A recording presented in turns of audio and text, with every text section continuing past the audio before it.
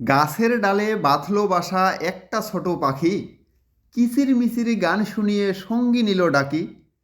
পুরুষ পাখি বউ পেল আর নারী পেল বর, ভালোবাসায় উঠল ভরে তাদের ছোট ঘর। কদিন পরেই দুটি ছানা আসলো তাদের ঘরে, ঘরটি তাদের ভরে গেল এক মুঠো রোদ্দুরে। সুখের আলোয় আলোয় ভরা তাদের সোনার ঘর, এক পলকে উড়িয়ে নিল অচেনা এক ঝড়। খাবার খোঁজে মা পাখিটা সেই যে গেল উড়ে, দিন ফুরিয়ে সন্ধ্যা এলো তাও এলো না ফিরে।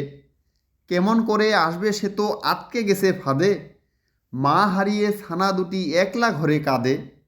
সারাটা দিন খায়নি ওরা, পায়নি মায়ের দেখা, রাত দুপুরেও অন্ধকারে কাঁদছে একা একা।